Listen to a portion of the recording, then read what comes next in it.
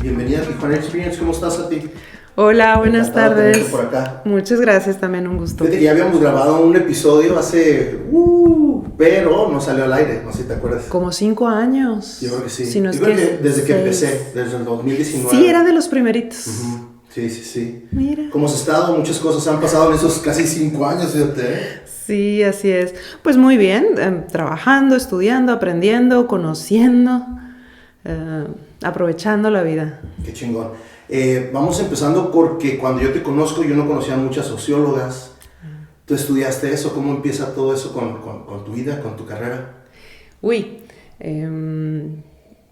voy a hacer la historia cortita. Sure. Yo salgo de la preparatoria y como creo muchas personas en la adolescencia no tenía idea de qué hacer con mi vida, no podía futurear. No. ¿De qué prepa sales? De la Lázaro, Okay. aquí en Tijuana.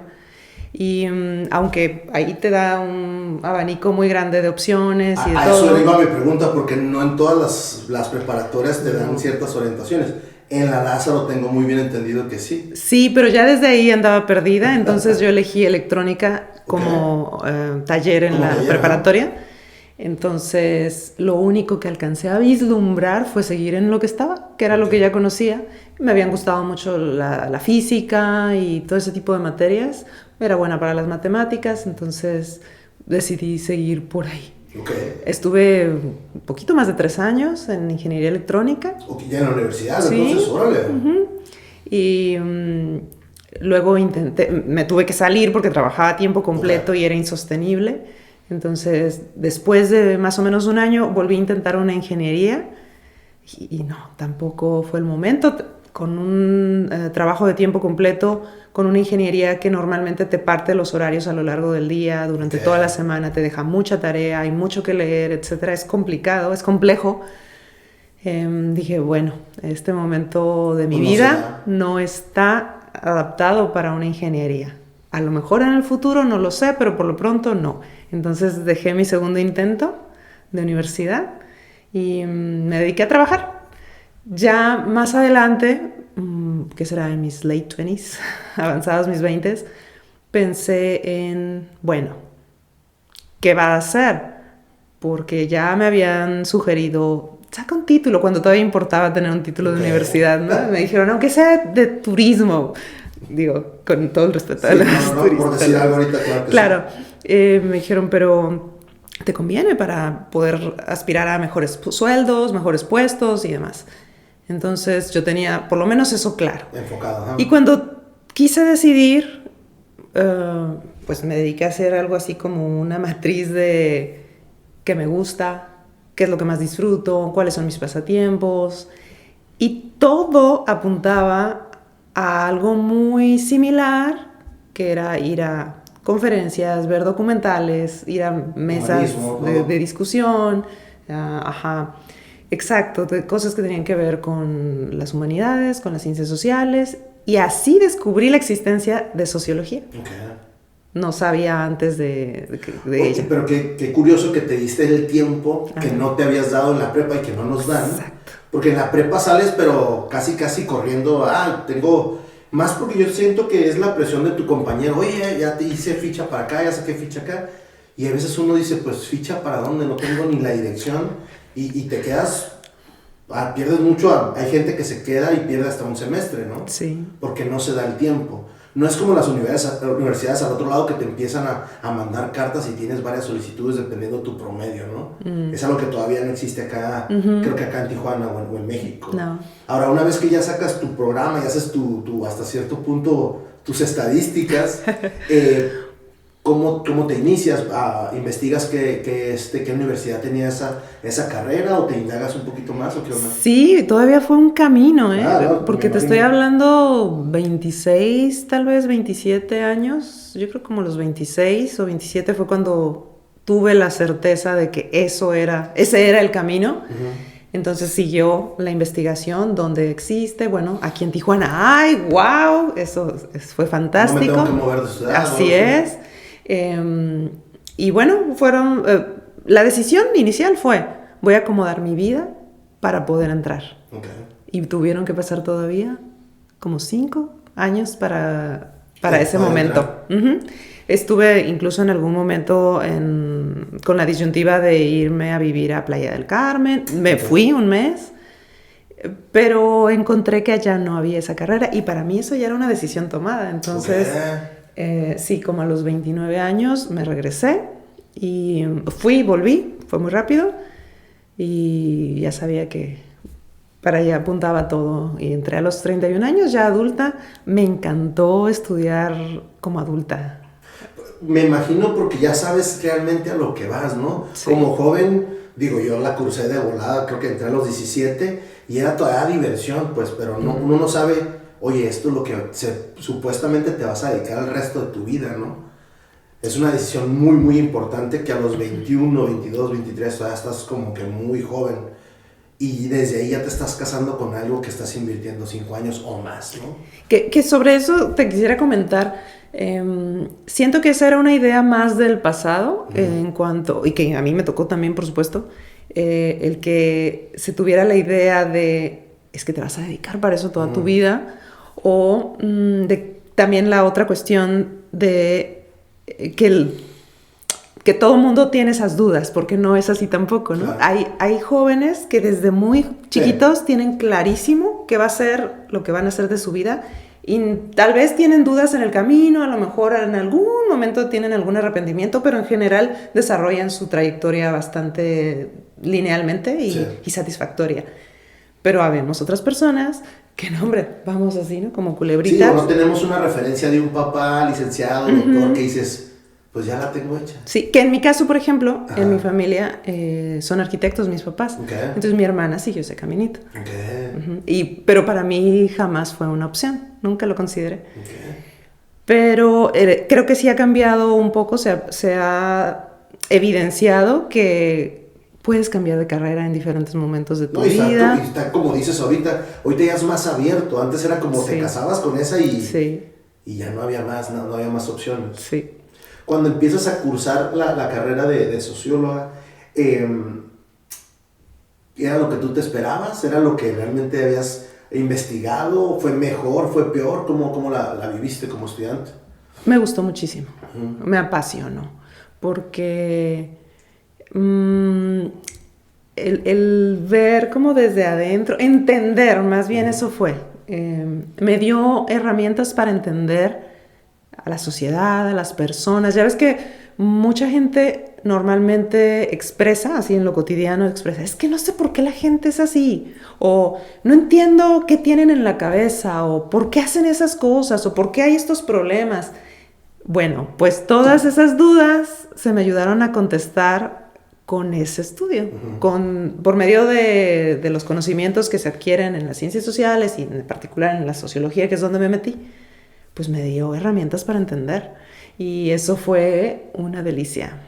Entonces, no sé, hasta ahorita no recuerdo si hubo algún momento en el que dijera, ay, esto era lo que esperaba o superó mis expectativas. Lo que sí tengo clarísimo es que me encantó. Te gustó mucho. Me apasionó. Cuando ustedes ya van saliendo, creo que la UABC tiene una bolsa de trabajo o tú ya tenías algún trabajo para tratar de utilizar lo que estabas desarrollando, o cómo fue esa etapa ya de una vez que uno sale, ¿no? Fíjate que es algo curioso. Por ejemplo, en mi caso me enteré, estando todavía en los primeros semestres, me enteré que había compañeros y compañeras de semestres más avanzados que hacían trabajo de asistentes de investigación en el Colegio de la Frontera Norte. Existía o existe todavía ese formato, que también les llaman becarios. Entonces, platicando con estos compañeros, compañeras, me iba enterando de, oh, wow, hacen esto y se enteran de esto y conocen el mundo de la academia y pues se meten de lleno en lo que estamos estudiando y demás. Yo ya era una adulta, tenía mi trabajo formal y no me imaginaba ganando menos de la tercera parte de sueldo por trabajar como asistente de investigación, pero pasaron los meses, pasaron los años y de repente me surgió la opción. Una investigadora me ofreció ser su becaria o bueno, ir a entrevista, ¿no? Porque es todo un proceso. Claro. Y para ese momento me fue muy fácil tomar la decisión. Dije, bueno, voy a renunciar a mi trabajo de adulta y me voy a ir de becaria. Entonces... ¿Ese cambio tú lo fuiste adaptando? A lo mejor inconscientemente lo fuiste... Lo fui aceptando acá. Okay. Ajá. Sí, no involucró otro tipo de adaptaciones, pero sí aquí. El hacerme la idea de que iba a prescindir de un ingreso... un ingreso menor, ¿no? Y prestaciones de ley, o sea, todo el tipo de cosas, porque como becaria no tienes eso. Okay. Es una beca. Uh-huh. Y pues bueno, así fue. Tomé la decisión cuando estaba, ¿qué fue? Creo que en quinto semestre. Okay. En quinto semestre. ¿A mitad de la carrera entonces? Más o menos a la mitad.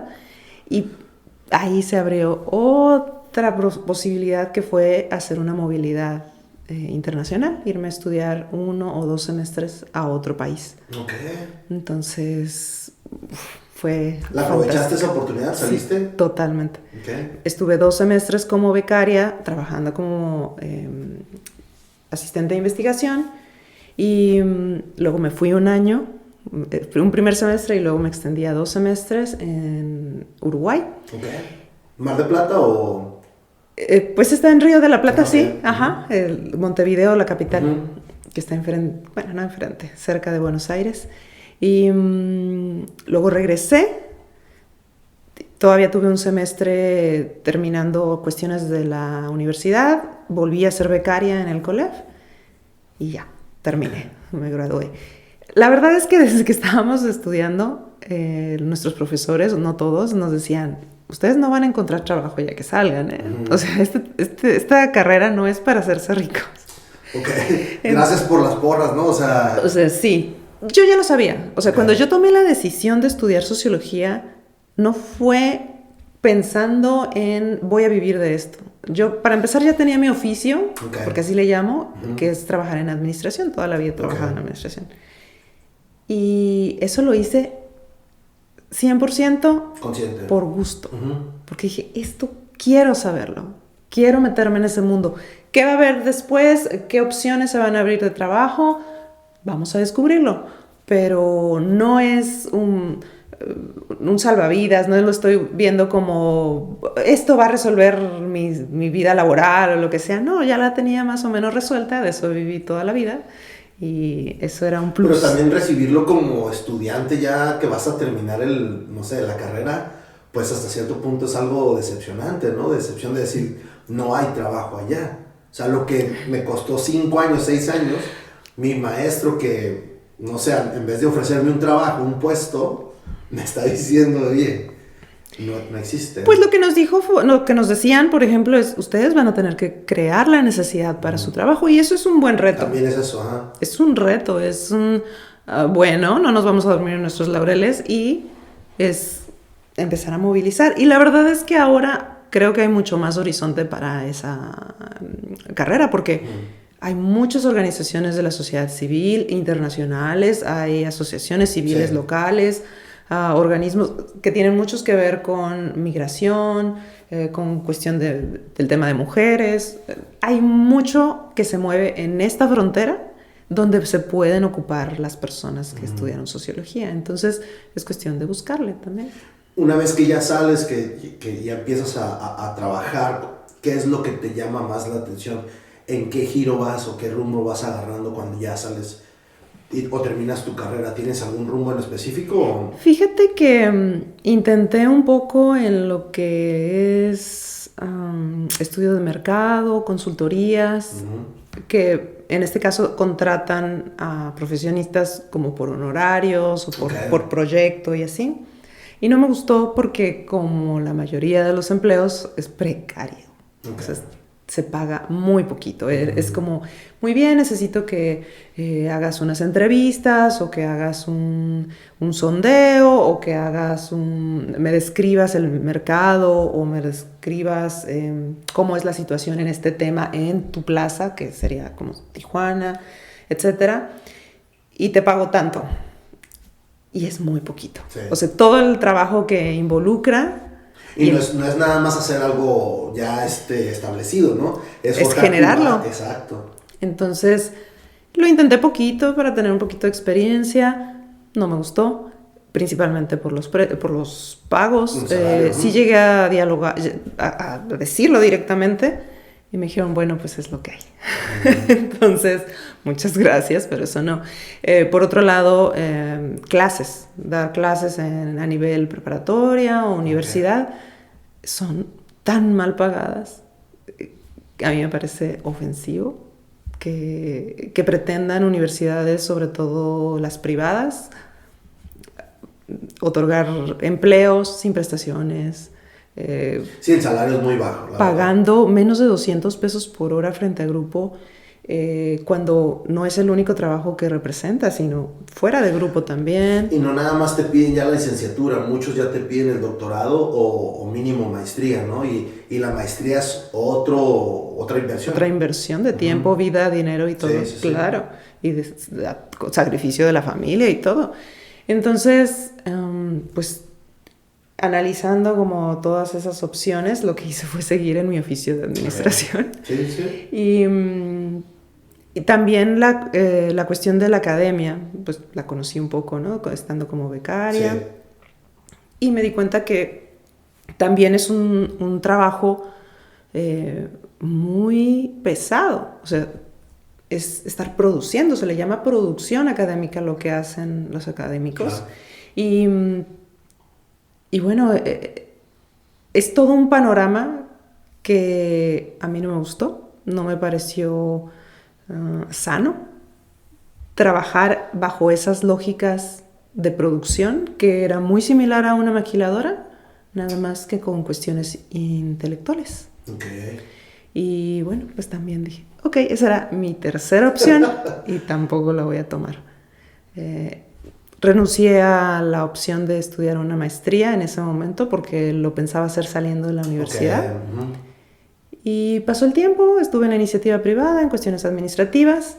De repente va terminando la pandemia y el mundo estaba pues como un poquito aletargado, ¿no? Sí, sí. Todo se movía lentamente. Estaba muy raro, ¿no? Sí, porque a lo que estábamos acostumbrados a vivir. Al dinamismo. Sí. No solamente estaba letargado, también era con mucha cautela. Es decir, quieres poner un negocio, pero es el momento para hacerlo. Tal vez no es lo más prudente. Entonces también todo el mundo estaba un poco guardándose. Todavía no sabíamos las condiciones en las que se podían reabrir los negocios, etcétera. Entonces en eso salió la convocatoria para... Bueno, no sé si me estoy adelantando. No, está bien, vamos bien. Salió la convocatoria para una maestría. Y yo casualmente tenía un tema que se me hacía muy interesante de investigar. Así que por puro gusto, de nuevo, por placer... Que al final es eso, ¿no? Decidí meter una propuesta en la convocatoria, en la maestría en estudios culturales en el Colegio de la Frontera Norte. Y ahí estuve. Platícanos un poquito para la gente que no conocemos mucho del colegio.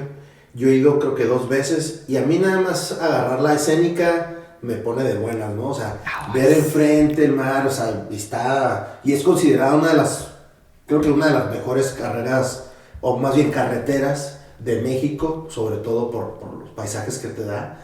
¿Qué es el COLEF? ¿Cómo una vez que eres becaria, que te gustaba ir para allá? Me imagino que lo disfrutabas porque volviste a ser 2 veces becaria y todo, sobre todo que ahí estudias la maestría. ¿Qué onda con eso?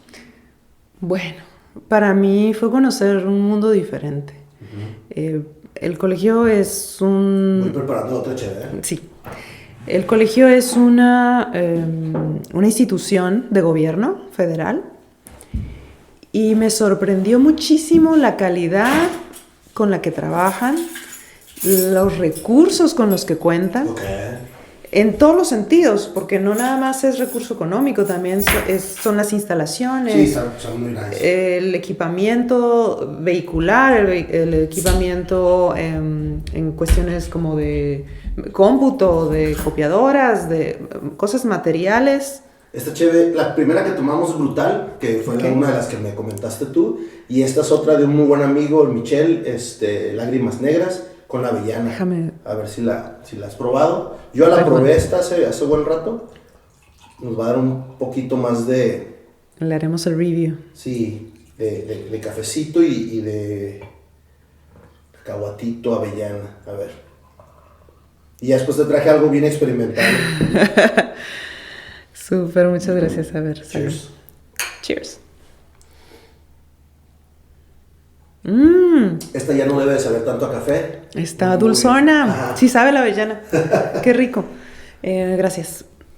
Entonces, bueno, para mí fue sorprendente porque nunca había visto una institución de gobierno que contara con esos recursos, que trabajara con esa precisión, calidad. Es uno de los orgullos de aquí de Baja, la verdad. Y con toda razón. Sí, sí, sí. Es decir, tiene sus detractores, hay sus críticas, sí. Pero la verdad es que de las instituciones de gobierno que yo he conocido, me sorprendió por la diferencia y los altos estándares. Y para las personas que estamos cursando una universidad, una maestría, es muy buena fuente de información que la tienes en un portal donde la investigas y está súper amigable y accesible. Sí. Cosas que ni la UABC, ni el TEC, ni... No he entrado a nada de información del CETIS, pero el colegio, cada que yo busco algo, lo encuentro y lo bajo gratis. Sí. O sea, y puedes acceder a la biblioteca física sí, y todo.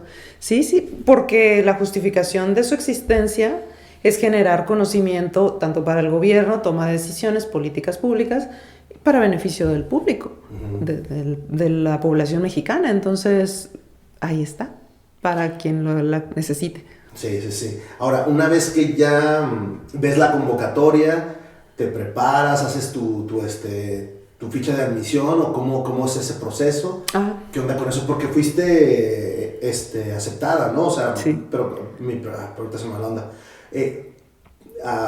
Sueltas la solicitud y ¿qué te dicen? ¿Cumples con todos los requisitos o cómo es ese proceso? Fíjate que sí es un proceso, tiene 3 filtros. Okay. Bueno, no es porque yo haya quedado, pero yo creo que sí se aseguran de elegir muy bien a quién dejan entrar, precisamente por estos filtros que te digo. El primero es llevar a cabo o contestar un examen que se llama Exani, que lo genera una institución, no sé si es la SEP, a nivel nacional. Entonces, esos exámenes se aplican con fechas establecidas para el público nacional, también para gente de otros países que quieren estudiar aquí. Entonces, con eso miden más o menos pues, los conocimientos básicos que debes tener. Y entonces cada institución que aplica ese mismo examen pone pues, su parámetro en algún lugar, ¿no? Y el colegio dice, bueno, tantos puntos para arriba. Y ese es el primer filtro. Después tienes que entregar un proyecto de investigación, que ellos te guían bastante bien en cómo lo debes preparar. Y bueno, debe cumplir con un montón de requisitos, tanto de pertinencia, de acuerdo a los objetivos del colegio, que haya investigadores que puedan guiarte en ese tema, porque si no hay nadie que lo trabaja, no tiene ningún caso. No importa que esté tan bien formateado el tema, pues no va a haber quien te asesore. Así es. Y así, ¿no? Hay varios requisitos. Total, ese es un segundo filtro. ¿Cuál es tu propuesta? Y luego viene una entrevista con investigadores que son afines a tu tema. Y pues bueno, ese es hasta donde yo recuerdo, ese es el tercer filtro. Entonces van seleccionando. Normalmente los otros programas... Si te está gustando el episodio, te invitamos a que le des like o actives la campanita para que sepas cuando hay nuevo episodio. Esto es Tijuana Experience, un podcast completamente independiente, producido y conducido por Francisco Javier García. Si estás interesado en participar con nosotros, escríbenos y platiquemos. Nos encuentran en todas las redes sociales como Tijuana Experience Podcast. Muchísimas gracias por estar acá y hacer que este proyecto siga creciendo. Que disfruten el resto del episodio. Termina el tercer filtro. Y te platicaba que son como 11 o 12 posgrados entre maestrías y doctorados. Incluso hay algunas maestrías en línea.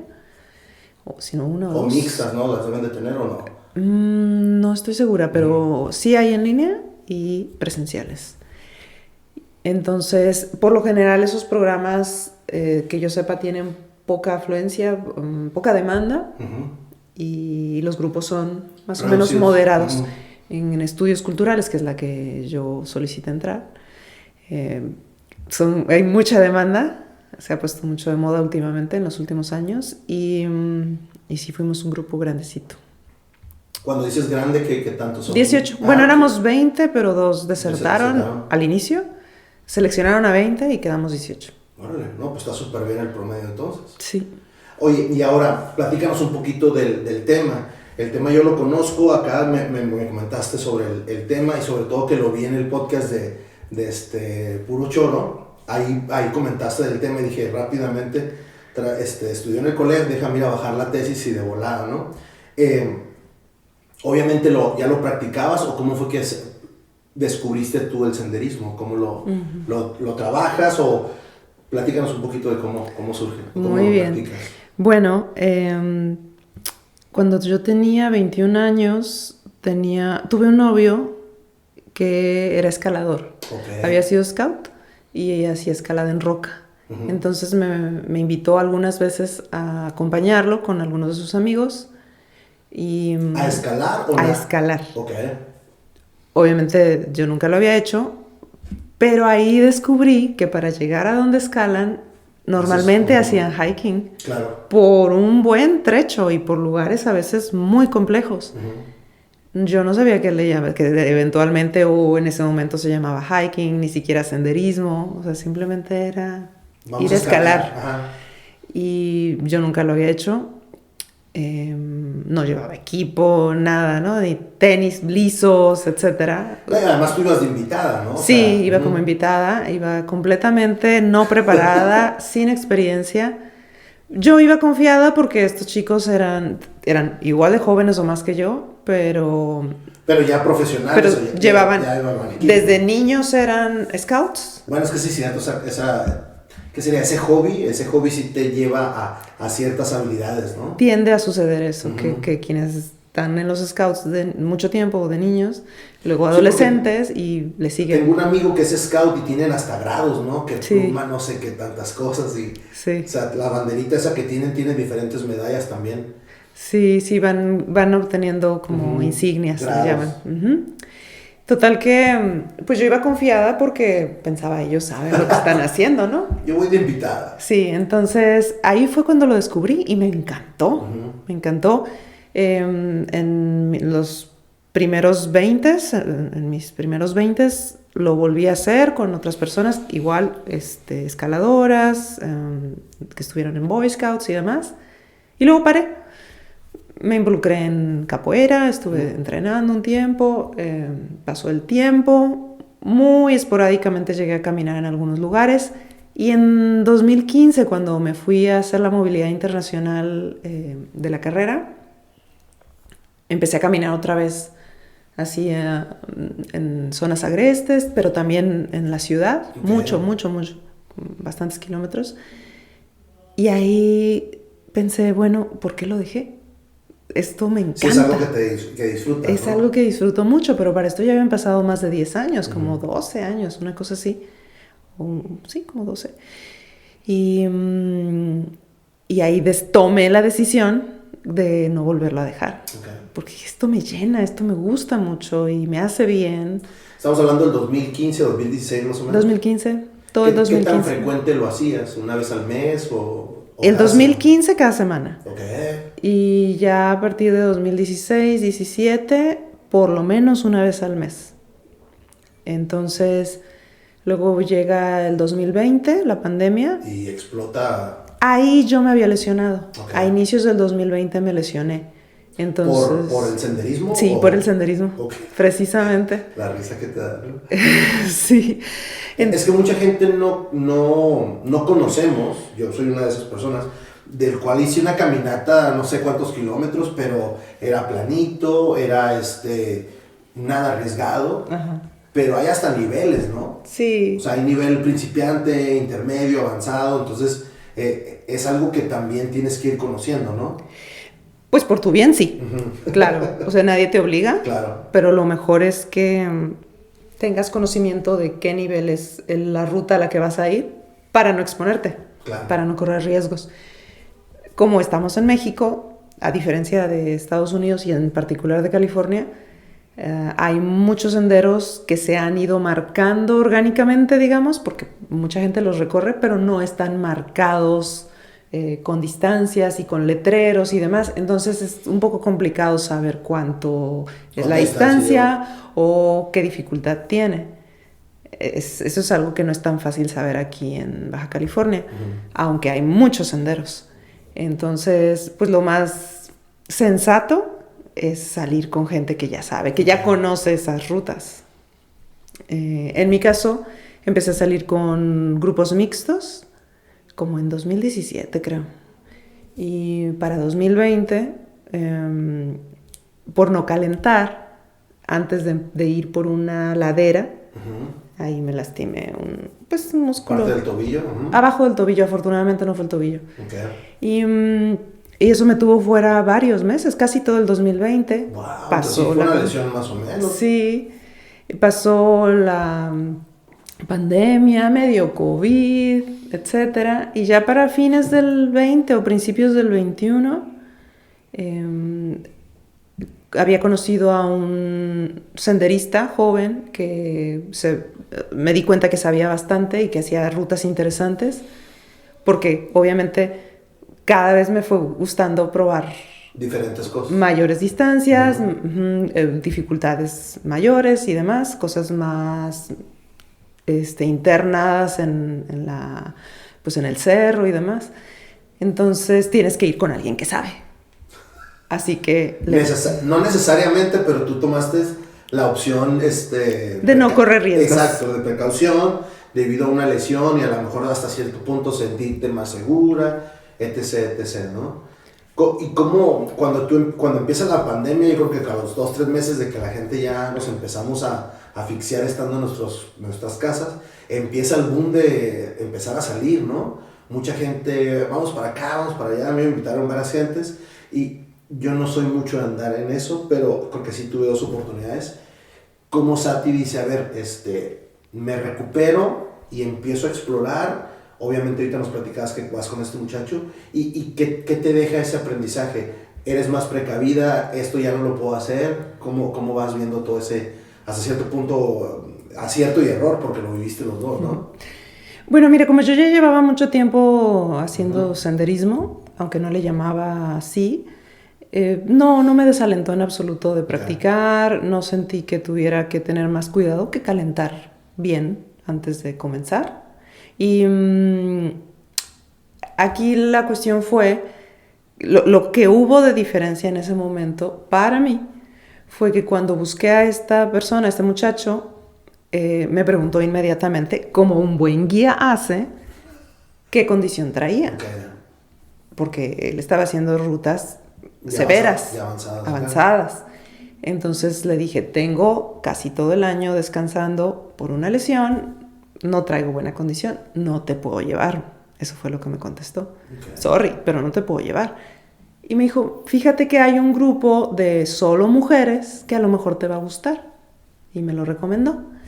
Entonces pasaron un par de meses o algo así. Hice la primera ruta con este grupo femenil. Y bueno, eso fue... Y de ahí fue esa historia, ¿no? Porque estuve 4 años practicando con ellas. En el primer año viajamos muchísimo. Fui a Loreto, fui a Tlaxcala. Bueno, el segundo año fui a Tlaxcala. O sea, ya le invertían, pues ya era salir de la ciudad y todo. Claro. Ir a subir a la Malinche, que está en, no me acuerdo si es en Puebla o en Tlaxcala. A Loreto fuimos a una de las islas, fuimos a algunos cañones. Okay. Hay muchísimo por conocer en toda la República. Sí, no se diga en Baja California, en la península. Y bueno, me encantó todo lo que hice.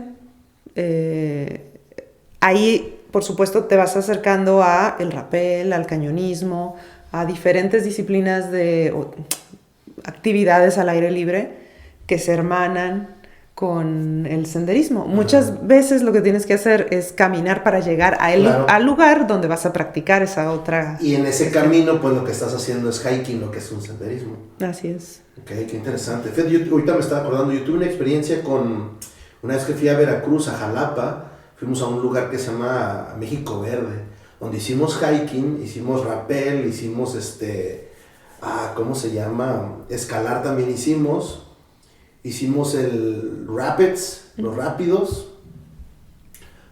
hicimos todo en ese campamento, creo que de 3 días, y nos quedamos ahí en medio de selva, no me acuerdo, y me gustó mucho, pero nunca he sido de ese tipo de, pues hasta cierto punto de esa aventura, ¿no? Ahora, para ir más o menos acomodando lo que estudiaste y lo que fuiste experimentando con lo que practicabas, ¿cómo decides cuando entras o ves la solicitud de la maestría, este tema creo que puedo explorarlo más y sobre todo dejar algo para la demás gente, porque al final de cuentas eso es la investigación, ¿no? Te da esa apertura de que mañana a lo mejor Francisco va a buscar una información y ahí está. Sí. ¿Cómo es que Sati dice, aquí lo puedo relacionar? Muy bien, me encanta tu pregunta.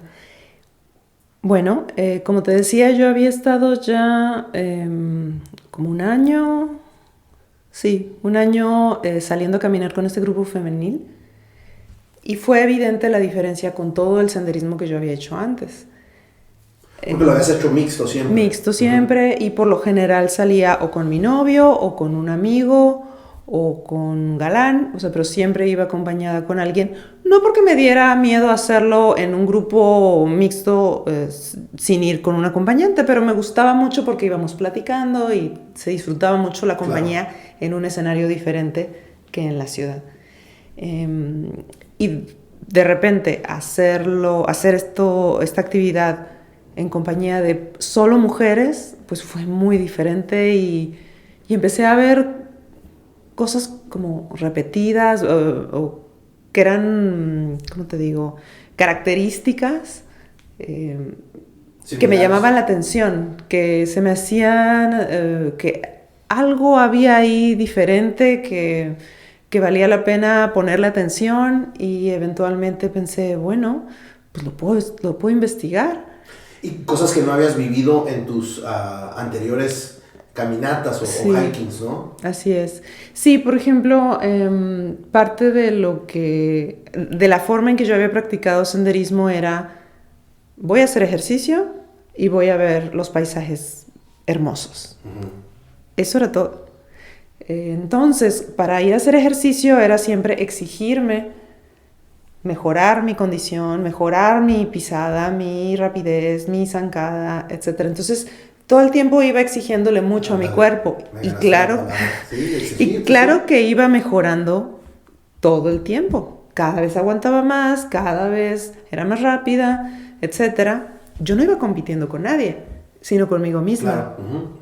Y por lo general, como me acompañaba con hombres que eran o más altos, o más fuertes, o caminaban más, entonces era muy fácil porque nos íbamos no te quedes atrás, ayudando. Sí, claro, hasta había momentos en los que te empujo, o sea que, sabes que esta subida, yo te empujo, y a veces viceversa, ¿no? Como, no, pues aquí yo sí puedo, yo te ayudo a ti. Entonces, pues la diferencia con las mujeres fue principalmente que no había esta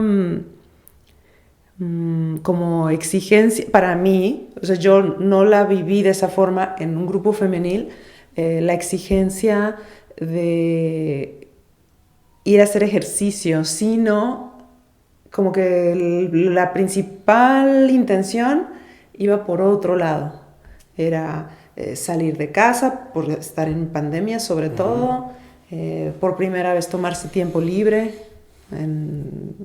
de la vida familiar, estar conociendo a otras mujeres que les gustaba también esa actividad y que encontraban que tenían muchas cosas en común.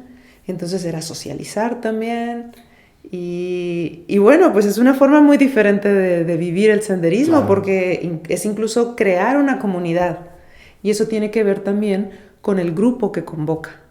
No todos los grupos crean comunidad. No todos los grupos se mantienen en el tiempo. Y aquí yo vi algunas riquezas que, te digo, se me hicieron muy interesantes como para estudiarlas más de cerca. Qué interesante. Y sobre todo por el tema de ser mujeres, que yo las veía muy felices, plenas de estar en ese lugar, y lo decían y lo reflejaban en sus fotografías. Y eso fue algo muy interesante que leí en tu tesis, de que dices que en una de esas caminatas, pues tú acostumbrada a otro ritmo, tú querías como avanzar y ella, espérate, voy a tomarme fotos, ¿no? O sea, existía hasta tiempo para tomarte fotos, que a lo más seguro, no sé cómo eres tú, pero a mí me gusta tomar el paisaje y yo no salir en las fotos. A mí no me gustan las fotos. Habemos gente que no nos gustan las fotos, pero hay gente que sí, no importa cómo estés, haciendo el saludo clásico, y eso te va a tardar, ¿no? Entonces para ti es como, a ver, espérame, antes era nada más una foto rápido y a seguirle, sí. Pero me imagino que la meta era la misma y el tiempo era mucho más tardado, Sí. Y fue un choque para ti, ¿no? Sí, exacto, lo describiste tal cual. Para mí era, si es que tomo fotos, es sobre la marcha. Ni siquiera me detengo, es como, esto se ve bien, ¡pum! Y seguimos. O sea, la caminata no para. O en algún momento especial, porque nos dijeron que nos detuviéramos, bueno, ahí la tomo esa foto, pero eso fue un cambio total. El gusto por tomar muchas fotografías de muchos lugares a las mismas personas, o sea, no al paisaje nada más, sino con las personas en el objetivo. Sí fue un cambio para mí, y sobre todo dilata el tiempo de práctica. Todo eso fue nuevo. Y creo que lo más sobresaliente que puedo rescatar de esa dinámica, que es lo que justifica el haber hecho una investigación, es toda esta satisfacción y los relatos de ellas mismas sobre cómo se van sintiendo respecto a su propia persona. A cómo se sienten sobre ellas, sobre su cuerpo, sobre sus capacidades, a partir de que practican esto. Porque yo he conocido muchas mujeres que practican muchas disciplinas distintas. Deporte, arte marcial, cocina, muchas cosas. Diferentes actividades, ajá. Diferentes actividades, danza, etc. Pero no me había tocado escuchar esta reincidencia en los beneficios como tan profundos que me pareció identificar aquí, en esta actividad, en este grupo. Porque, como te digo, es un grupo femenil que tiene un objetivo de hacer comunidad. No todos los grupos tienen como objetivo hacer comunidad. Que se cree una comunidad es otra cosa. Es diferente, ajá. Pero que su objetivo sea ese, impacta. Crea cosas o da pie para crear cosas que en otros lugares no necesariamente suceden. Entonces, esta cuestión de que yo llamé construcción de autonomía, y que pueden leer en mi tesis, es lo que creo yo que ganan, entre otras muchas cosas, salud, bienestar físico y demás, pero también considero que sí se alcanza cierta autonomía, en el caso de las mujeres, que al practicar este tipo de actividades al aire libre, como el senderismo, y que no lo digo yo nada más, ¿no? Hay un montón de estudios que hablan sobre eso. Y eso es lo que me parece un aporte, en el sentido de, bueno, miren, aquí hay otra estrategia. Si lo que se busca es que las mujeres, las niñas, las adolescentes ganen seguridad en sí mismas, creen lazos entre ellas, así como lo dices, que las lleven adelante, que no las separen de sus grupos originales o de sus familias ni nada, porque esta actividad jamás pretende eso. La mayor parte de las participantes son madres de familia, esposas, se hacen cargo de sus padres, de sus hijos, de sus esposos y demás. O sea, nunca se promueve el que se sustraigan de ahí y que dejen la vida tradicional, sino que a la par vayan practicando esto que es ser autónoma y cómo se siente y lo que pueden lograr a partir de ello, y el que el senderismo y las actividades en la naturaleza sean un vehículo para eso, a mí se me hizo sorpresivo y gustoso. Okay. Ahora, una vez que lo presentas ya en la academia cursando tu maestría, ¿cómo recibe la academia ese planteamiento? Que te dan todos muy afirmativos, todos una luz verde o hasta cierto punto alguien que te dijo, a ver, espérame, a lo mejor no lo estás planteando bien, porque hasta cierto punto, ¿cuántos supervisores tuviste o cuánta gente te ayudó en tu planteamiento? Bueno, lo normal es un comité de tesis, que es dirección, lectoría interna y lectoría externa. Okay. Tres personas. No considero que haya tenido detractores. Creo, como te mencionaba, creo que en la charla previa a la grabación, estudios culturales da mucha cancha. Okay. Entonces, muchas cosas caben ahí dentro y se pueden estudiar sin mucha censura. Entonces, no tuve problema con eso.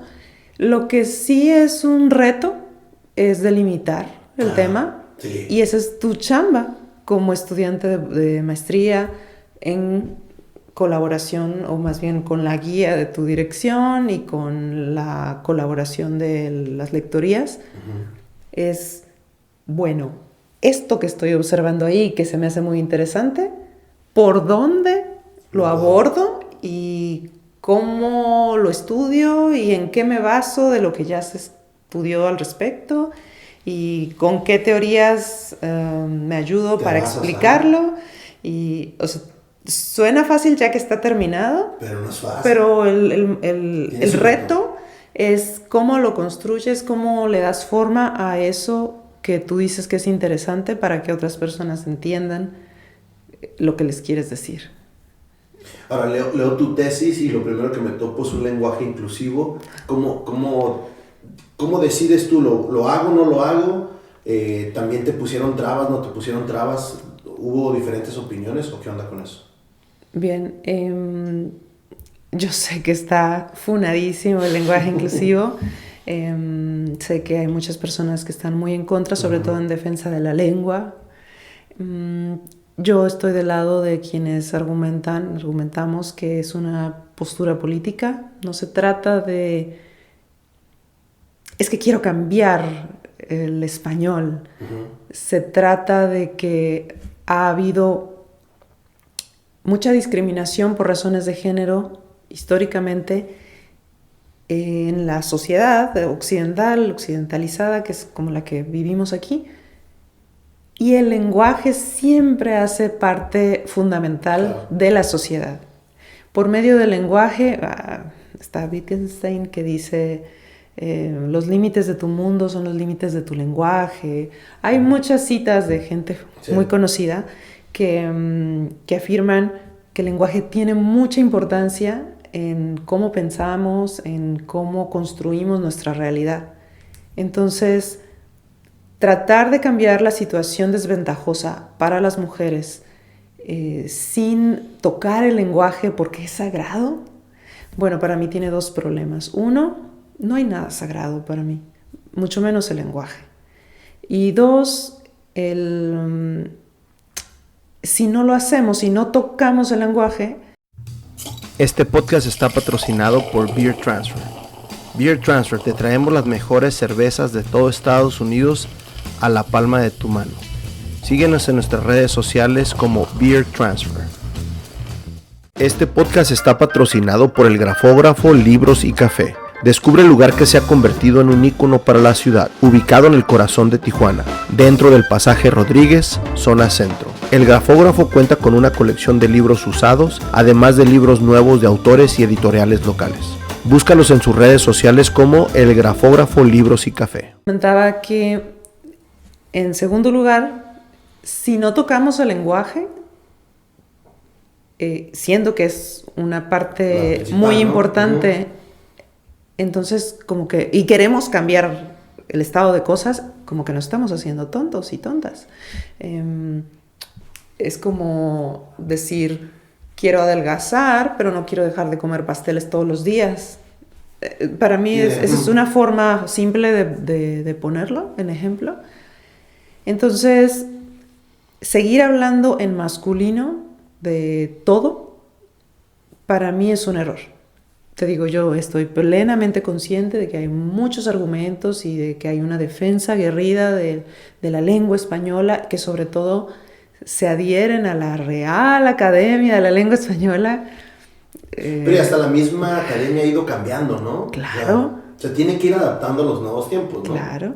Además, una cosa es la Real Academia y otra cosa es los estudiosos de la lengua, de la academia, ¿no? sí, Porque, totalmente o sea, de la otra forma sigues respondiendo a ideas muy antiguas, ¿no? Como reconociendo los reinados, es decir, vas emparentando las cosas, más bien, vas argumentando todavía cosas que derivan de formas de Estado y de ideas anquilosadas. Uh-huh. Entonces, las cosas se tienen que ir adaptando a los cambios en que los humanos acordamos vivir.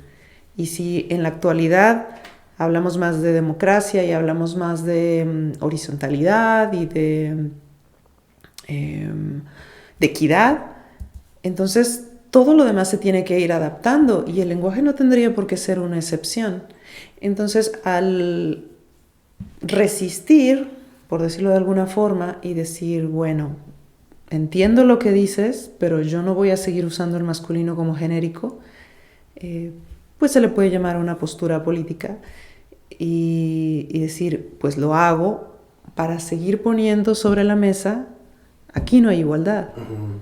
Entonces más o menos responde a eso, a que si yo sigo escribiendo un documento con el masculino genérico, es como seguir avalando esa otra forma de actuar y de pensar y de resolver las cosas con la que yo no estoy de acuerdo.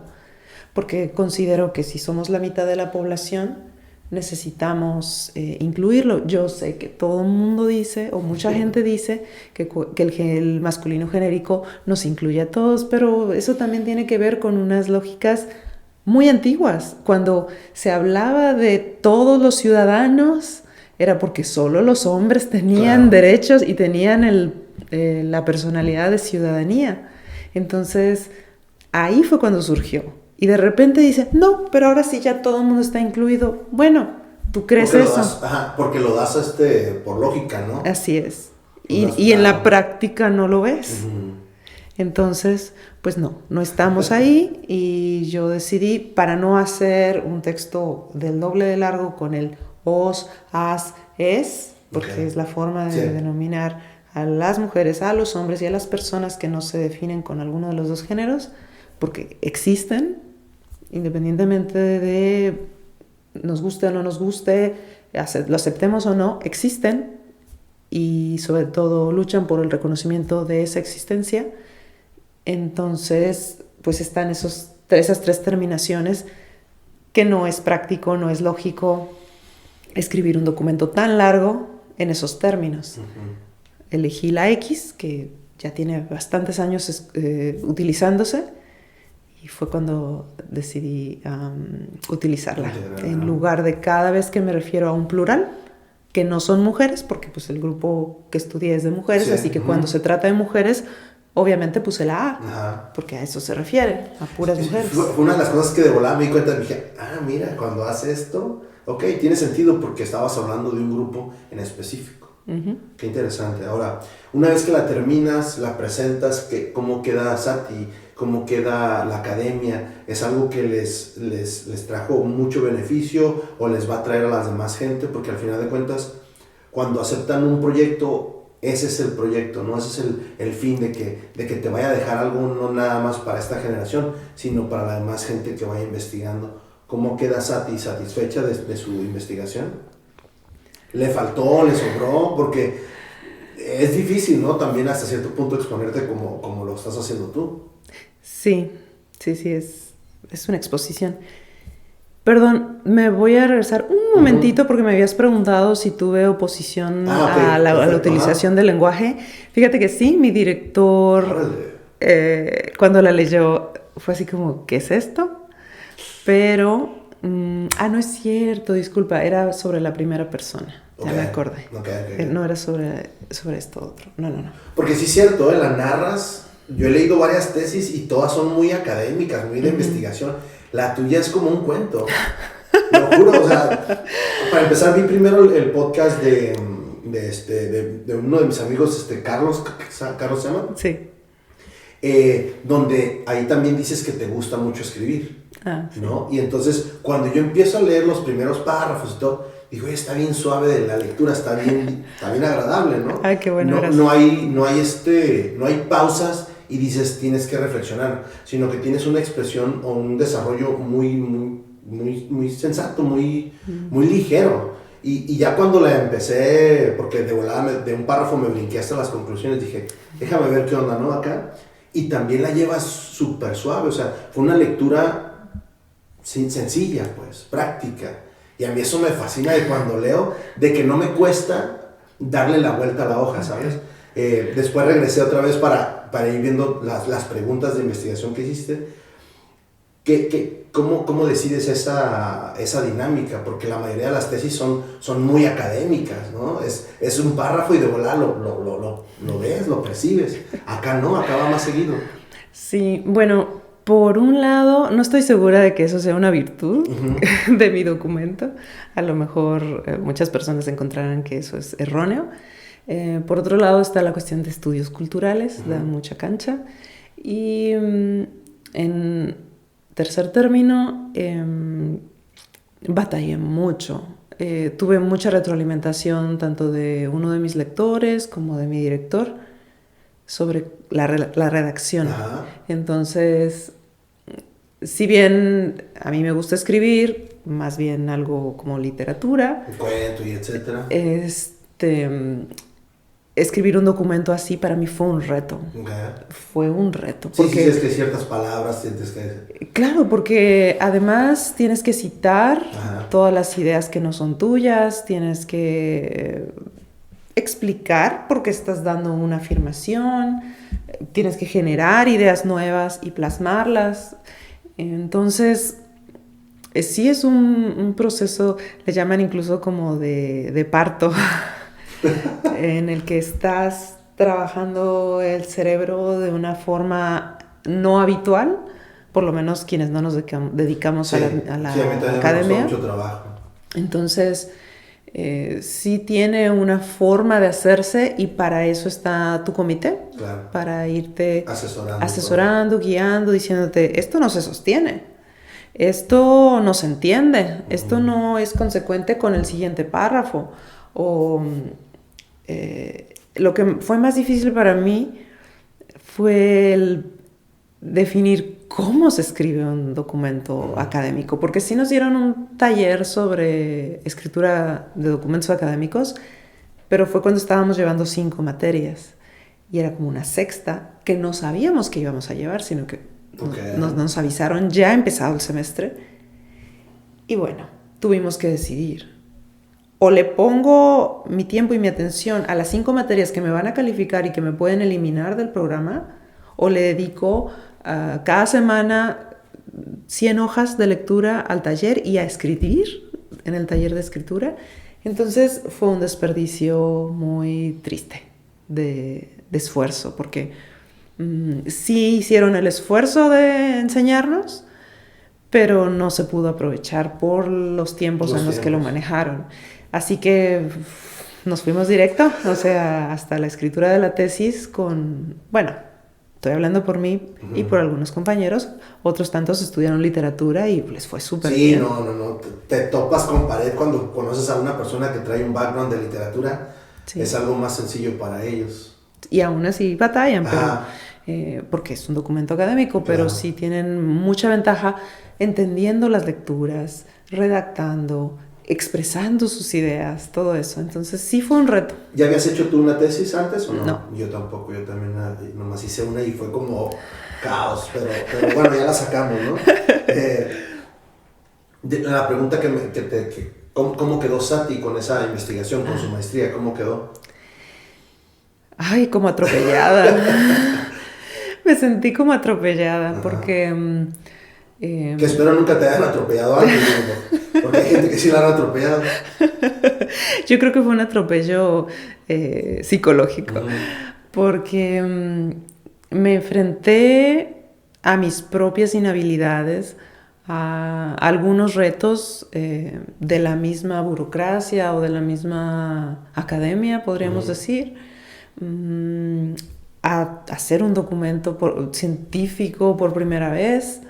Entonces, no solo es el gran trabajo que representa a nivel estar sentada en una computadora horas y horas y horas, días y días dedicados. O sea, realmente, por lo menos los últimos 3 meses, era levantarme, desayunar y a trabajar. Comer. Leer, No, esa ya ni siquiera era etapa de leer, esto ya era etapa de escribir. Entonces, porque esa fue antes. Entonces, ir a comer y regresar. Y me daban las 10, 11 de la noche y seguía ahí. Entonces, físicamente es muy cansado, intelectualmente también es muy demandante. Más tu trabajo, ¿no? No, en ese momento no. ¿No trabajaste, ok? No, pues la maestría te exige que sea dedicación absoluta y por eso te beca CONACYT. Okay. Entonces, con esa beca CONACYT se supone que te aseguras de no tener que trabajar. Aún así hay quienes se la avientan trabajando, ¿eh? Sí. No tiempo completo, pero sí trabajando. Te perdía medio tiempo. O con familia, con hijos chiquitos, con bebés. Yo no sé cómo le hicieron.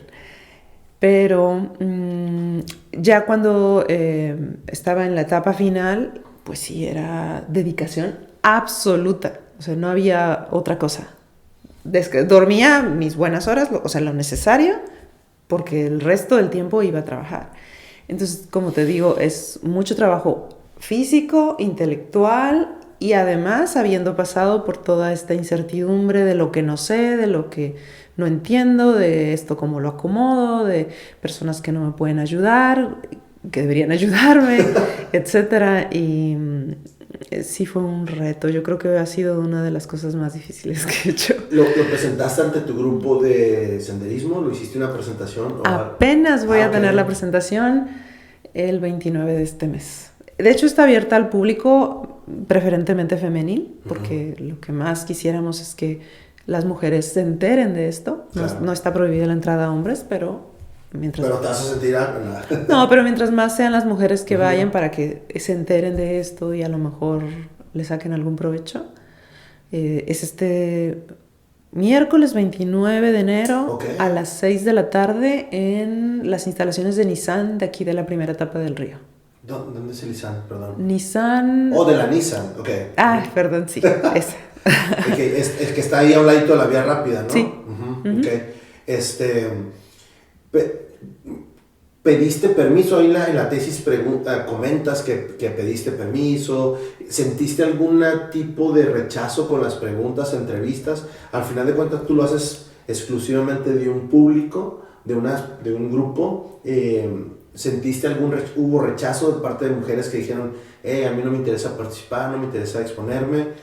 Hubo esa, no fricción, pero a lo mejor esa respuesta que a final de cuentas yo no sé, pero ahorita me necesito la respuesta, pero viendo esa apertura de las mujeres yendo a esos lugares, pues como que se sienten libres, ¿no? Como que tú lo narras también ahí en la tesis.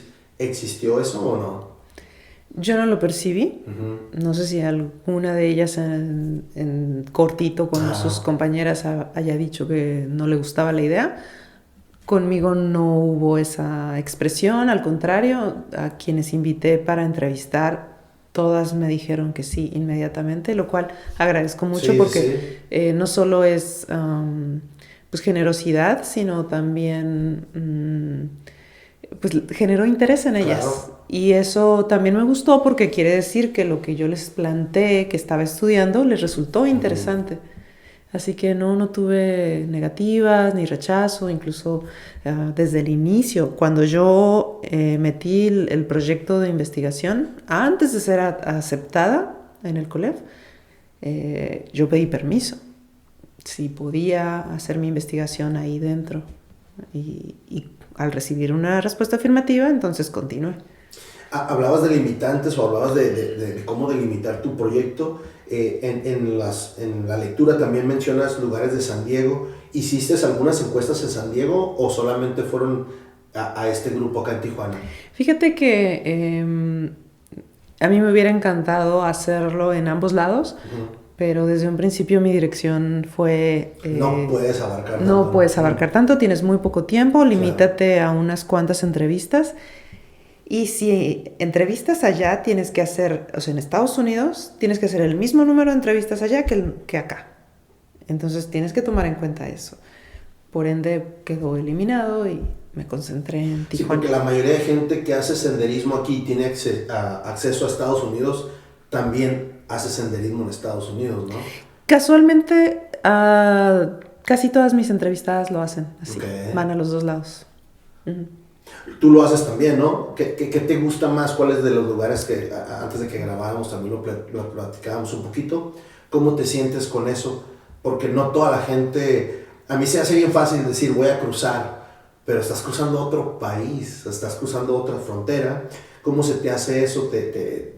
¿Cómo te sientes más cómoda en Tijuana, en San Diego? No sé si has cruzado más allá a hacer senderismo en otras partes. El norte de California tiene lugares impresionantes. Platícanos un poquito de eso y de tu experiencia en el senderismo de aquel lado. Sí, claro. Bueno, no me encanta hacer senderismo en Estados Unidos porque está tan delimitado, todo tan marcadito, que me siento como si fuera por Disneylandia. A mí me gusta que haya un poco de esa sensación de algo agreste. No, más que nada como de algo agreste. Okay. O sea, de que no me están llevando por un caminito y que hay barandales a los lados, sino que... Déjame, voy por acá. Sí, por sí, hay una brecha más agreste. Entonces, no es mi favorito. Sin embargo, hay algunas ventajas, lugares preciosos, más seguridad en ese sentido, de que no te vas a perder o de que llegan muy fácil los cuerpos de rescate si es que algo sucede.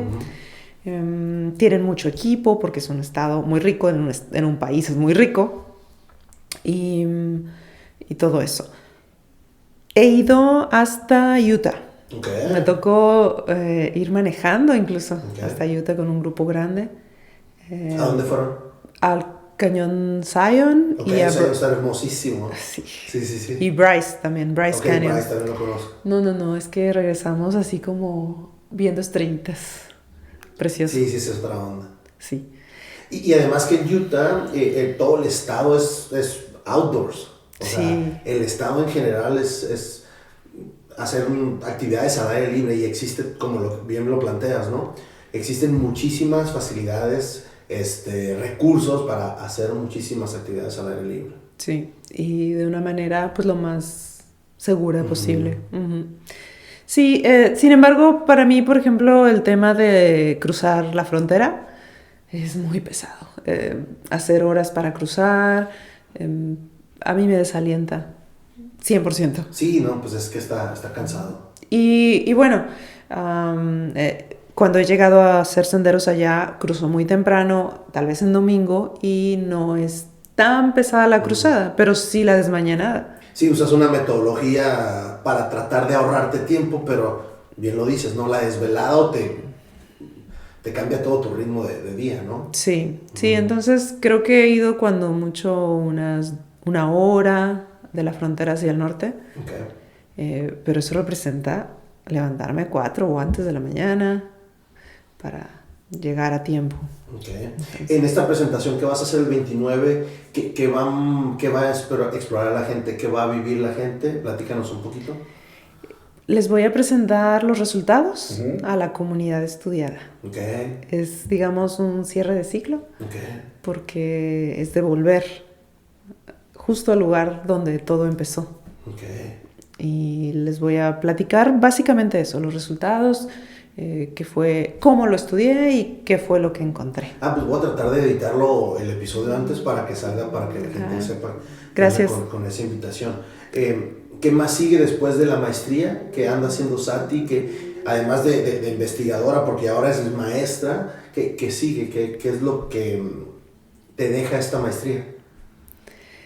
Porque no termina, es lo interesante, ¿no? De la maestría, dices, todavía le puedo seguir, hasta los mismos maestros te dicen, oye, pues acá también le puedes seguir, déjame, te mando más información. Dices, ya lo que quiero es descansar ahorita, ¿no? ¿Cómo te va a ti? Sí, bueno, esto último que dijiste, descansar un poco, incluso el cerebro, ¿no? Ajá.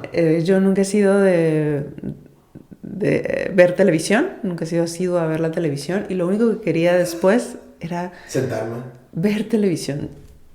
Después, Terminar mi día, como el día de trabajo, y llegar sin ningún pendiente, solo a sentarme en el sofá y ver televisión, cosas completamente sin trascendencia. Si terminas exhausto, bien. Sí, estuve muy cansada. Me tardó yo creo que 1 mes y medio más o menos el cansancio físico. Y ahorita ya me siento muy bien. Sí, ahorita ya me siento muy bien. Ya puedo trabajar normal. Y sobre este tema, no creo que vaya a estudiar un doctorado, por lo menos no pronto. Mi vista quedó muy cansada, muy dañada. Y necesito trabajar. No puedo seguir viviendo de CONACYT, que no, o sea, se agradece mucho la beca, pero no es un ingreso fantástico. Entonces, soy una adulta que tiene que resolver su responsabilidades. Sí, que tiene que resolver su vejez, que ya está muy cerca. Les digo a mis compañeros, me está soplando aquí.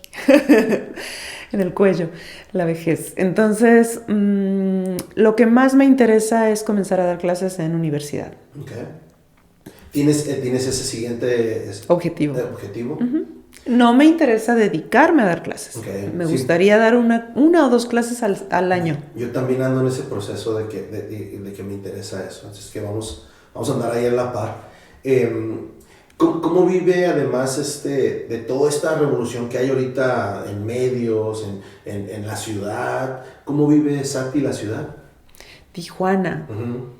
Fíjate que con estos 2 años más o menos que estuve fuera de circulación. Sí, estuviste en la maestría. En una esfera, ¿no? Sí, en una esfera, porque mis horarios eran distintos, no necesariamente tenía que salir todos los días. Era completamente distinta la dinámica a la de una persona normal, un ciudadano normal. Ahora que vuelvo, wow. Además yo venía de la pandemia. Fue pandemia y luego maestría. 2 años. Entonces, como por 4 años me sustraje de la vida tijuanense típica.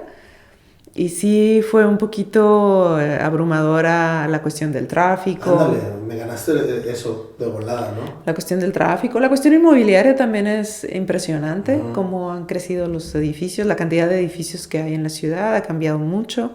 Creo que se vive en una Tijuana diferente.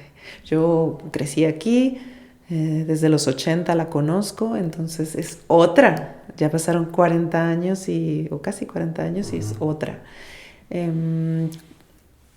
Creo que ya no me gusta tanto. Me gustaría vivir un pedacito del año fuera y otro aquí.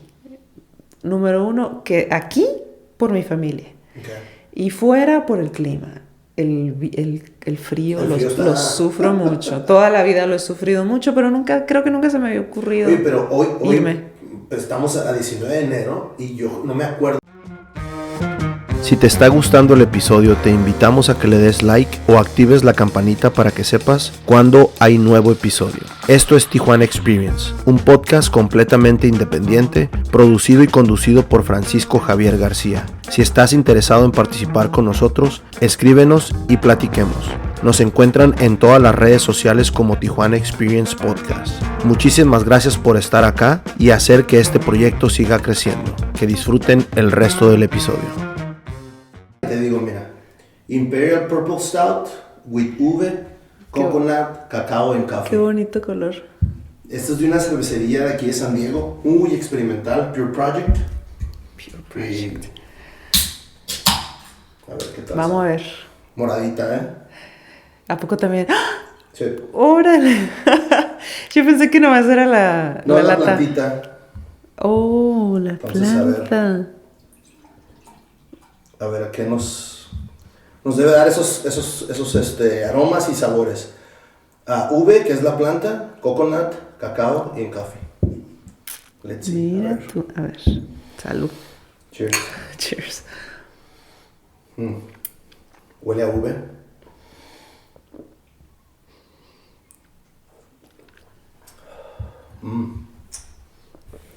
Está curiosilla, diferente de lo que estábamos tomando. Diferente de lo que estábamos tomando.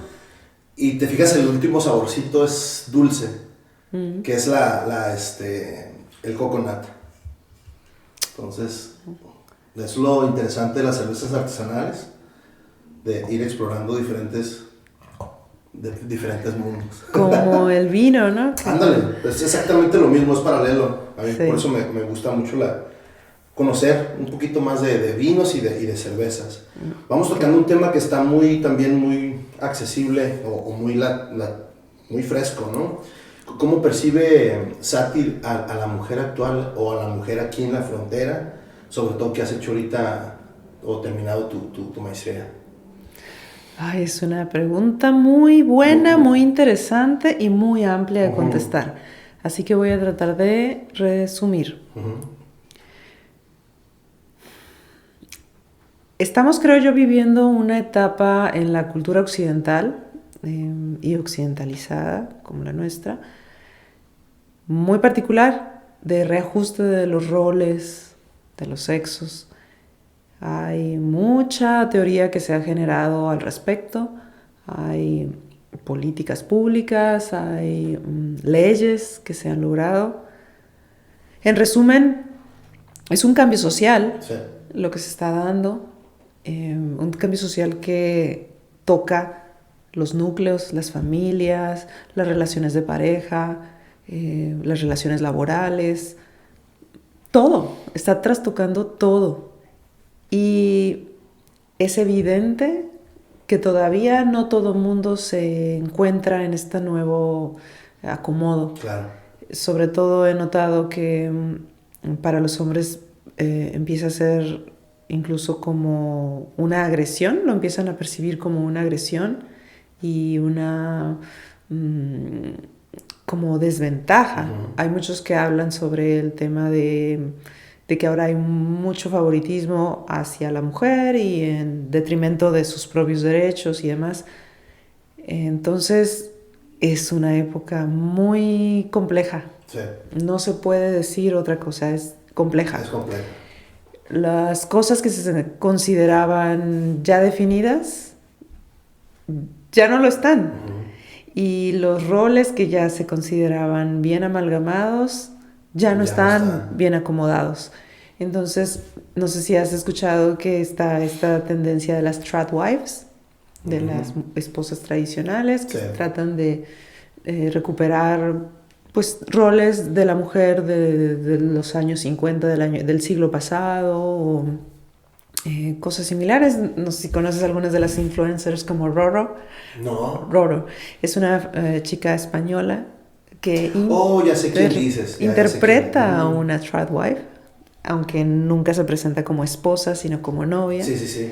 Y ella ha reconocido que es un personaje. Sí, ella mismo lo dijo. Pero muchos jóvenes... pero lo dijo a través del resultado, ¿no? O sea, una vez del resultado, no lo dijo empezando. Sí, no, claro, no advirtió. Que fue un hitazo. Sí. Y ante las críticas... Ajá, y ya después de todo lo que ocasionó, ok, espérenme, ¿no? O sea, esto es un personaje que dices, bueno... ok, o sea, está como dices, yo creo que la palabra correcta que usas es complejo y está por todos lados, ¿no? Sobre todo que ya todo el mundo tiene acceso a muchísimas cosas. Bueno, es que también eso es un tema porque el tener acceso a muchos datos no necesariamente es acceso a mucha información. Desinformación es otro problema. Es otro problema y muchas personas creen estar muy informadas cuando en realidad tienen mucho ruido. Hay muchas cosas que circulan en la red que pueden generar ideas o posturas que no son las más sanas, ni siquiera para la misma persona que las está tomando o adoptando, pero se sienten muy informadas esas personas. Entonces, pues es algo que va a la par con esto que estamos hablando del rol de la mujer. También estamos en una era de alimentación de datos, porque no le quiero llamar. Ok. Entonces estamos en este momento en que va a la par todo este cambio de roles de los sexos y también del bombardeo de muchos datos y pues bueno, hay como que se pierde mucho de vista, se puede perder mucho de vista y creo yo sobre todo para los jóvenes, la gente joven, bueno, ¿para dónde me hago? Y en este río revuelto están los gobiernos que están pujando hacia el conservadurismo, a la derecha, que no son como malos per se, sino el riesgo es que defienden muchas cosas de conservar las formas antiguas que no necesariamente son benéficas para las mujeres. Sí, definitivamente. Yo le veo muchas cosas malas, pero yo creo que lo mejor que le veo de bueno es que ahora sí te tienes que interesar realmente a investigar, a leer, a informarte de buenas fuentes. No nada más leer cualquier cosa, ¿no? No te quedes nada más con una cosa, sino darle 2, 3 lecturas del mismo tema y tú solito sacas que es difícil, ¿no? Porque no hay mucha gente que diga, realmente me interesa esto. Pero si habemos otras personas que digo, a ver, espérate, ya leí esta fuente, pero no me termina de convencer. Déjame, voy a otra fuente y a lo mejor ya saco mi propio juicio, ¿no? O mi propia definición. O, ¿sabes qué? Voy por otra porque realmente no me quedo satisfecho con este resultado. Fíjate que eso lo platicábamos con Carlos en el podcast que mencionabas al inicio, sobre la posibilidad de que las personas se informen de manera pues más confiable. Yo le digo que lo veo complicado. Sí, porque no es algo automático. Necesitas recibir cierto tipo de orientación o entrenamiento o enseñanza para saber discriminar la diferente información que tienes a la mano. Esa es una. Otra es para buscar tú mismo o tú misma la información. Y otra para saber discernir en las nuevas tecnologías qué de los datos que andan ahí es información fidedigna y es de buena fuente y demás. Entonces, no es sencillo que llegue. Simplemente la persona que le interesa un tema ya para eso ya es minoría, ¿no? Desgraciadamente. Ahora, ya darle una segunda investigación, pues ese, como dices, ya ese filtro, pues se va a reducir más. Entonces, para que alguien realmente haga todo eso, sí necesita tener el tiempo, dedicarle y sobre todo el interés.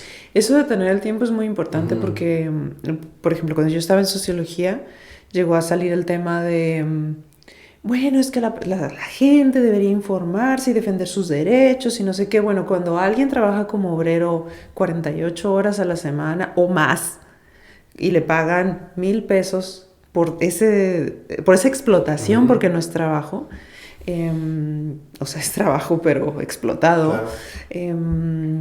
¿A qué hora?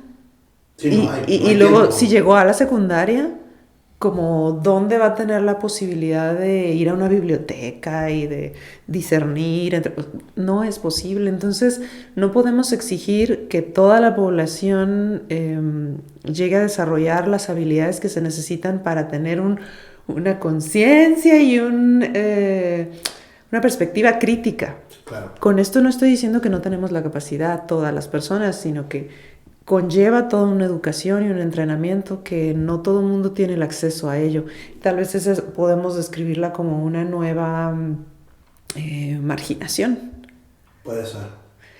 Así como se ha hablado en las últimas décadas de que los nuevos marginados van a ser quienes no tengan acceso a Internet. Pues bueno, el tener acceso a Internet, pero sin las habilidades para discernir lo que se está recibiendo ahí, también te vuelve marginado. Sí, definitivamente, sí.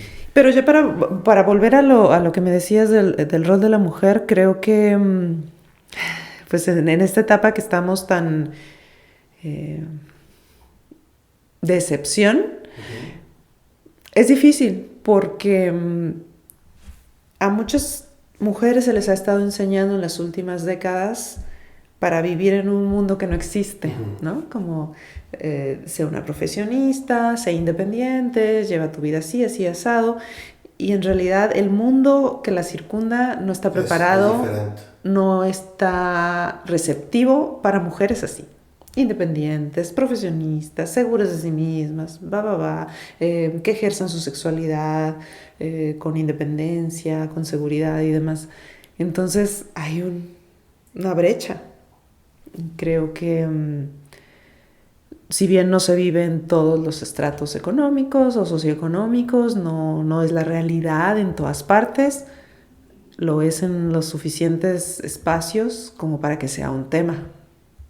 Entonces sí hay bastantes mujeres que están en esa disyuntiva en el que, wow, pues no coincidimos. Y los hombres igual.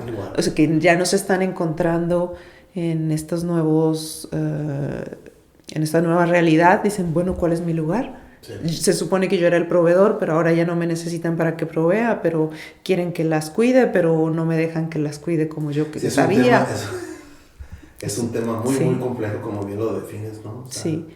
Y yo creo que es importante que los hombres se pongan a trabajar en ello también. Es decir, no esperar a que las mujeres les definan las cosas, porque eso es un reclamo muy frecuente como de los hombres que dicen, bueno, y nosotros también sufrimos, y a nosotros también nos matan, y a nosotros también pasamos por problemas. Sí, por supuesto. Ustedes también tienen que involucrarse en la resolución de todo eso.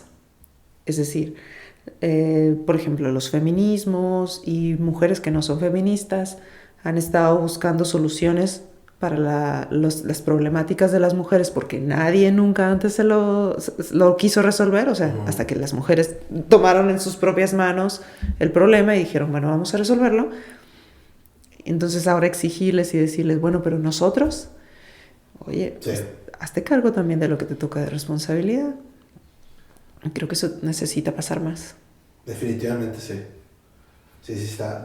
Es un tema complejo, como bien lo dices, y también debe ser estructurado, ¿no? Para poder abarcarlo completo, ¿no? Uh-huh. Sobre todo, independientemente del género, del sexo, sucede que normalmente una persona que está oprimida por la razón que sea, difícilmente deja de estar en situación de opresión a menos de que pueda hacer algo al respecto. Okay. Casi nunca quien le oprime, por buena onda, decide dejar de oprimirle. Okay. No sé si me explico. Uh-huh. Casi siempre es la misma persona que está sufriendo una problemática quien tiene que informarse, educarse, buscar los mecanismos y exigir un trato diferente, una situación, una condición distinta en el tema que quieras, género, etnia, religión, lo que sea. Entonces, antes se acostumbraba mucho el hablar por otras personas, el decir, vamos a salvar a esta gente, a esta población, mira los pobrecitos, mira los animalitos, mira los no sé qué, vamos a ayudarles. Y una y otra vez se ha probado que cuando alguien más interpreta una desventaja y trata de solucionarla, no lo hace de la manera más adecuada a esa población, para esa población. Entonces, eso es cuando hay alguien que toma la bandera, claro, que no siempre sucede. Eso sería lo ideal, ¿no? Lo ideal sería que cada quien, que otras personas tomaran conciencia y dijeran, bueno, todo el mundo nos ponemos de acuerdo en que esto es opresivo y vamos a dejar de hacerlo. Eso es más bien utópico. Pero lo que sí ha sucedido es que algunos grupos, en algunos casos, han decidido salvar a otros y tampoco ha sido una solución muy adecuada. Porque cuando toman el hablar por alguien más que ellos no son o ellas no son, tienden a cometer muchos errores. Y a veces duplican la opresión. Wow.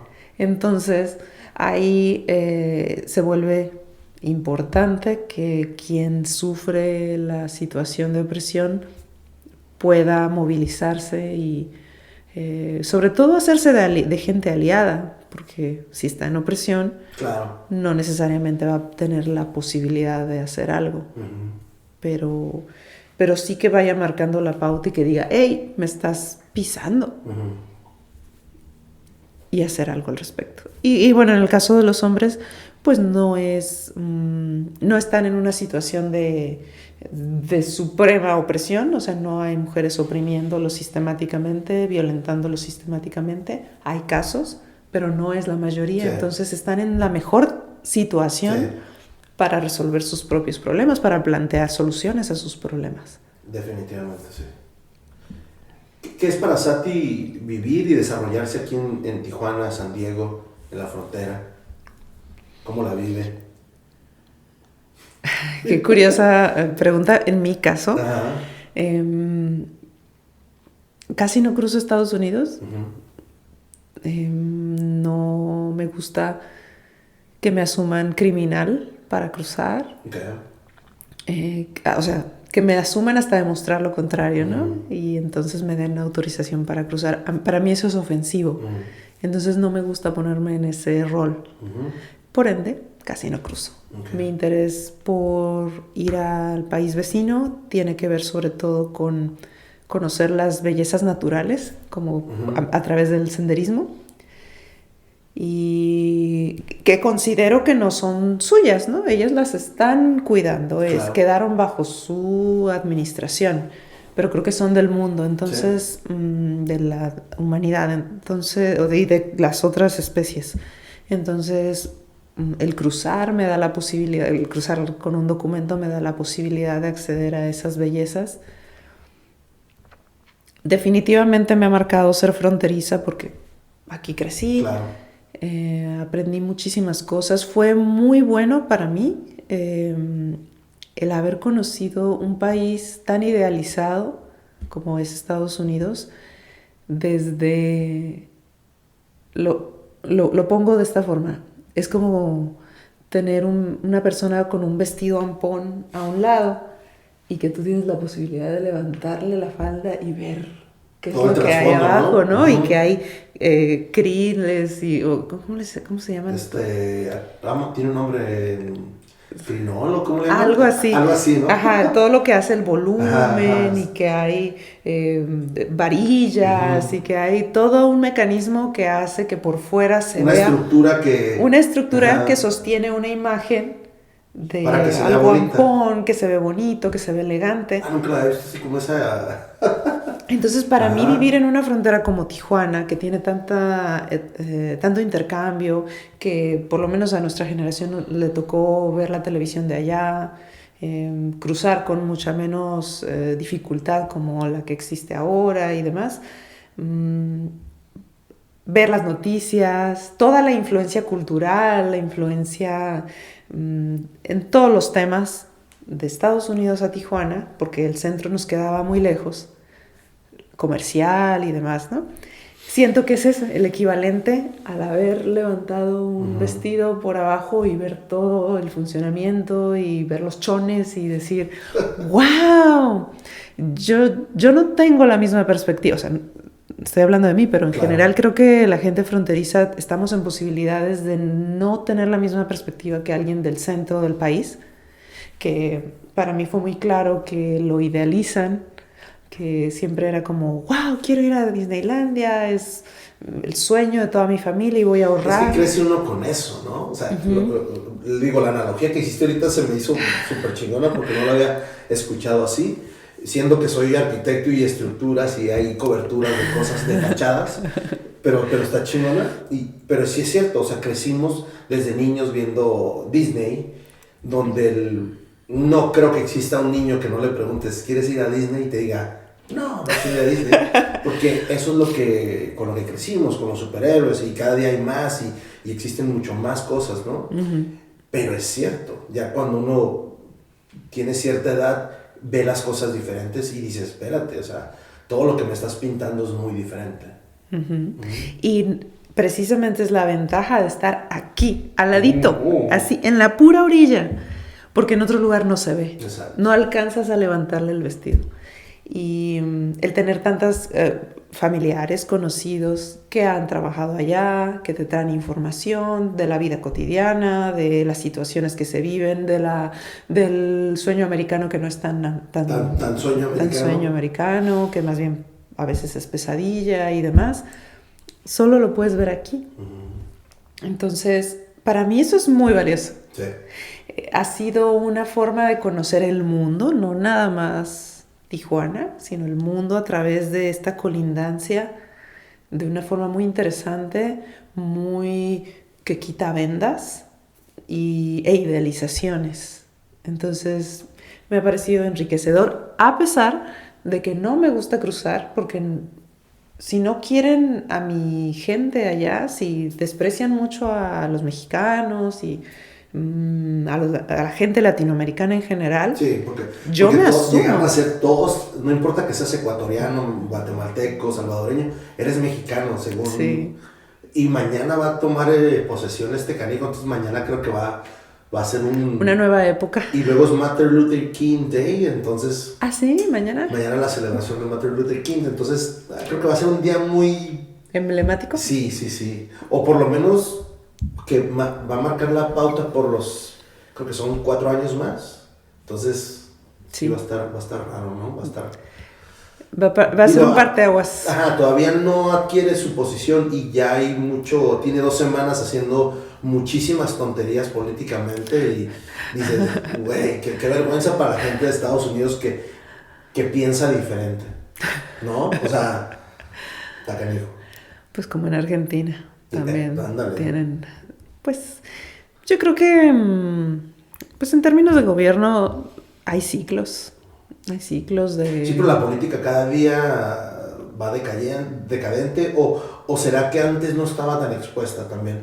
Más bien, yo creo que en el pasado también ha sido malvada, bueno, Sí. ha sido muy nociva, pero era más hábil para cubrirse. Y ahora, como tenemos mucho acceso a videos, a escritos, al pasado, a registros, no solamente escritos, sino visuales Ya todo del está pasado. digitalizado. Entonces es más fácil que el público amplio se dé cuenta o haga un dato Una con conexión. otro y diga, a ver, no es tan cierto esto que me está diciendo, o bueno, ahora dice esto, pero en ese momento hizo esto otro. Entonces, creo que eso es lo que hay ahora, la posibilidad de comparar y de ver más allá, pero no creo que esté peor que antes la política, sinceramente. Sí. Te digo, son ciclos y en la historia se puede consultar eso. Exacto. Hay tiempos de mucha libertad, hay tiempos de mucha censura y se repiten. Claro. Y se van regresando con otras características, pero es como de una manera cíclica. Sí, definitivamente. Para ir cerrando este episodio, antes que nada agradecerte tu tiempo. ¿Qué es lo que más te gusta de todo lo que has hecho, de explorar desde que escogiste una carrera de electrónica, luego sociología, ahorita la maestría? ¿Qué es lo que más disfruta Sati hacer o desarrollarse? Me gusta tu pregunta. Hay muchas cosas que me gustan. Creo que particularmente me he dedicado a hacer lo que me gusta. Se nota. Qué bueno. Entonces me voy yendo por el lado de lo que se va sintiendo bien, del lado que en ese momento me interesa, porque me interesan muchas cosas. Entonces de repente hay posibilidad de ir a explorar una y luego otra. Así que yo creo que para contestar puntualmente la pregunta sería, lo que más me ha gustado es tener la posibilidad de probar. Darte tu libertad. Sí. Obviamente todo tiene costo y eso es algo que yo repito con la gente llegada. Para mí todo tiene precio y no me refiero a un precio económico. Sí, no. Eso va más allá de la moneda, ¿no? Sí, así es. Entonces, dedicarse a tener una vida así como decidiendo lo que te gusta hacer, lo que se siente bien, lo que te va gustando e interesando, pues tiene costos. Entonces, el estar dispuesta a pagarlos, creo que es una decisión consciente por mi parte. Espero que la mayor parte de la gente tengamos esa posibilidad, ¿no? De tener claridad al inicio qué es lo que estamos dejando ir por tener esto otro. Eso sería como una reflexión que te puedo dar al respecto. Pero sí, creo que lo que más me ha gustado es poder experimentar. Me hubiera gustado empezar desde antes, pero pude hacerlo a partir de mis 20 y está bien. Y lo sigues haciendo. No es competencia. Sí, no. Es una carrera que no lleva hasta cierto punto competencia, no lleva tiempo. Que muchas veces dices, creo que el tiempo lo rige la sociedad, pero pues cada quien camina como puede y como quiere, ¿no? Entonces, sí. uno es libre de hacer lo que quiera. Y me queda muy claro que vivir así es una posibilidad, sobre todo en estos tiempos. Uh-huh. Es decir, en el pasado era mucho más difícil ser mujer y no dedicarse al hogar y no casarse y no tener hijos y demás. Era altamente penalizado socialmente. Sí, definitivamente. Entonces, el vivir en una época donde ya hay más apertura social en general para que esto suceda, a mí me parece fantástico. Qué chingón. Muchas gracias, Sarti, muchas gracias por aceptar la invitación. ¿Algo más? Muchas gracias a ti, Francisco. Me gustó. Me encantaron las cheves. Sí, están buenas, estuvo bien la combinación. Sí. Vámonos.